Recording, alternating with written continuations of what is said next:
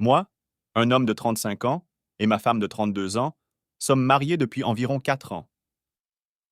Notre anniversaire est le mois prochain. Nous vivons dans une grande ville du nord-ouest du Pacifique depuis environ 3 ans, après avoir quitté une autre partie de l'État. Nous sommes ensemble depuis environ 9 ans au total. Nous n'avons pas d'enfants, mais cette année, nous avons commencé à en parler sérieusement. Je suis content de ne pas en avoir encore. Nous avons eu des différends au fil des années et certains événements m'ont mis mal à l'aise à l'égard de certains amis masculins de ma femme au cours de ses années universitaires et de sa carrière. Je ne connais pas beaucoup d'hommes qui seraient à l'aise avec le fait que leur femme ait autant d'amis masculins. Je ne pense pas manquer d'assurance, mais le flirt et ce qui ressemble maintenant à des triangulations semblaient presque me rendre jaloux avec de petites allusions qui pourraient avoir plus de sens maintenant. Cela a donné lieu à des disputes et des désaccords. Et elle a des antécédents de sautes d'humeur et de dépression, ainsi que de TDAH.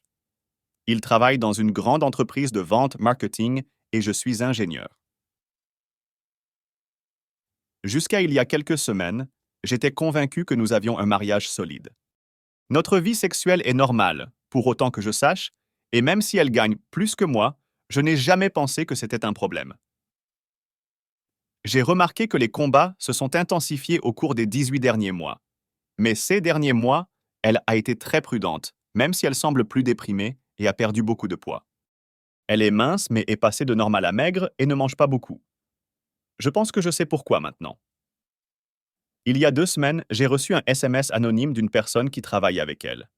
Cette personne ne s'est pas identifiée, mais étant donné les informations contenues dans le texte, je suis presque sûr de savoir qui il est. Un bon ami de travail de ma femme qui est marié et avec qui nous avons socialisé en couple. Le message était en 2 parties et l'expéditeur m'a exprimé beaucoup de sympathie. Je méritais de savoir ce qui se passait. Bref, selon l'expéditeur, ma femme était ou avait été dans une relation à long terme, plus d'1 an, avec un bon ami de travail, 10 ans plus âgé qu'elle et marié et père d'un enfant. Ils ont exprimé qu'ils s'aimaient et semblaient passer beaucoup de temps ensemble sans que j'en sache quoi que ce soit. Comme si cela ne suffisait pas, ma femme a également entamé une autre relation avec un deuxième homme marié qui travaille pour la même entreprise et qui a environ 20 ans de plus qu'elle et a plusieurs enfants. Cette relation a duré quelques mois. Quelqu'un dans le bureau de ma femme les a surpris dans un bureau vide un après-midi en train de faire l'amour et l'a signalé aux ressources humaines de ma femme. À quel point peuvent-ils être stupides? C'est juste stupide. Pourquoi avoir des relations sexuelles au travail avec 10 fois plus de chances de se faire prendre? C'est juste stupide. C'est devenu compliqué et tous les 3 ont dû parler au RH. Les 2 hommes ne se connaissaient pas et apparemment les choses ont mal tourné entre eux. Ma femme sera probablement licenciée avec l'homme avec qui elle a été arrêtée. Comme vous pouvez l'imaginer, j'arrive à peine à garder les morceaux ensemble. Nous avions des invités dans la maison, alors j'ai vérifié moi-même et ma femme ne sait toujours pas que j'ai reçu un message me prévenant.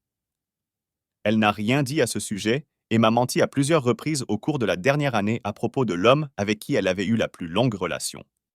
J'ai senti que quelque chose n'allait pas et je l'ai mentionné plusieurs fois, mais elle m'a dit que j'étais bizarre, qu'ils n'étaient que des amis, etc. Alors j'ai laissé tomber. Nous avons des forfaits téléphoniques séparés, mais j'ai découvert notre mot de passe. Et voir tous les SMS et photos entre personnes que j'ai maintenant identifiées comme amants au travail était écœurant. Il y avait aussi beaucoup de messages avec un autre numéro, mais je n'arrivais pas à savoir de qui il s'agissait. Je savais juste que ce n'était pas l'un de ses amis proches parce que j'avais aussi leur numéro. Je suis perdu et je me sens idiot. C'est la période des fêtes et la famille est là, donc je fais preuve de courage. Mais une fois qu'ils partent après le nouvel an, je ne sais pas par où commencer. Je n'arrive même pas à comprendre ce qui se passe ici, avec ce qui est définitivement une trahison, tous les mensonges et manipulations qu'il a fait. Est-il possible de revenir de tout ça? Pour ceux d'entre vous qui ont déjà emprunté cette voie, que dois-je faire maintenant? J'ai l'impression que je suis sur le point de perdre le contrôle à tout moment, et j'apprécie tout conseil, aussi dur soit-il. Voici une mise à jour. Merci à tous ceux qui ont répondu et m'ont contacté. Il était serviable et gentil. J'ai beaucoup réfléchi à ce que tout le monde disait et j'ai fini par essayer de synchroniser mon iPad professionnel avec son téléphone, et cela a fonctionné, plus ou moins. J'ai eu l'opportunité lorsqu'elle a passé un peu de temps avec nos petits-enfants et a laissé son téléphone en charge dans notre chambre.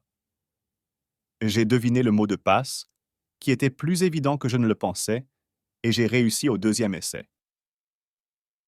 D'après ce que j'ai pu récupérer, les choses sont aussi mauvaises que je l'imaginais, et l'expéditeur anonyme qui m'a prévenu disait clairement la vérité. J'ai récupéré des discussions WhatsApp archivées et en cours. Je ne savais pas que vous pouviez récupérer les messages de discussion WhatsApp.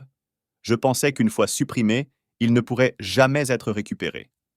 Je vais résumer du mieux que je peux, car ce que j'ai vu m'a dégoûté et m'a probablement traumatisé pendant un moment. Ma femme dormait avec mes deux collègues. C'était dégoûtant. Et aucun d'eux ne semblait se rendre compte de l'autre. L'homme avec qui elle entretenait une relation à long terme semblait l'apprécier.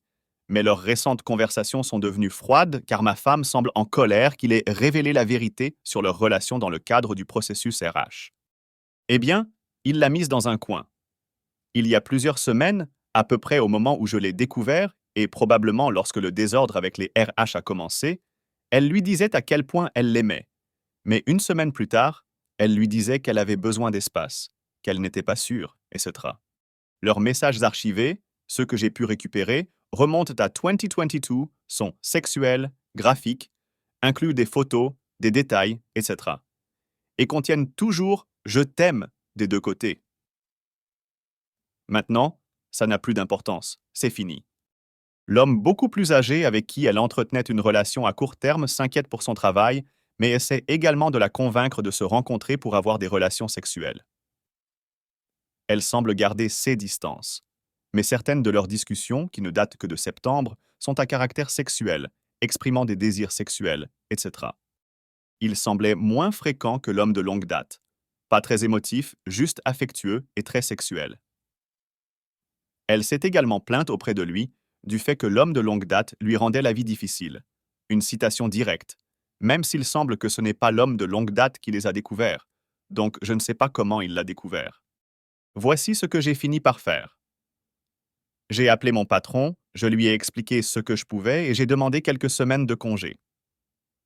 Il a été très compréhensif et m'a donné 3 semaines pour régler le problème et déménager. Vendredi, ma femme est allée faire du shopping et aller au cinéma avec sa sœur, et c'est à ce moment-là que je me suis enfui. J'ai emballé tous les vêtements dont j'avais besoin, les appareils électroniques essentiels et quelques objets aléatoires, et j'ai chargé mon camion d'environ 4 sacs de sport et quelques boîtes. J'ai parlé à son père et lui ai raconté tout ce qui se passait. Il était en colère et incrédule au début, mais il a été ému lorsque je lui ai partagé certains messages, les plus chastes que j'ai pu trouver. Cependant, je ne sais pas si j'aurais partagé avec mon père. Je lui ai fait un câlin et lui ai dit que je resterais chez des amis hors de la ville qui habitent à environ 1 heure de route. En lisant ces messages, j'avais l'impression de regarder de l'extérieur par la fenêtre un film de triangle amoureux qui s'est transformé en film d'horreur parce que ma femme menait cette double vie.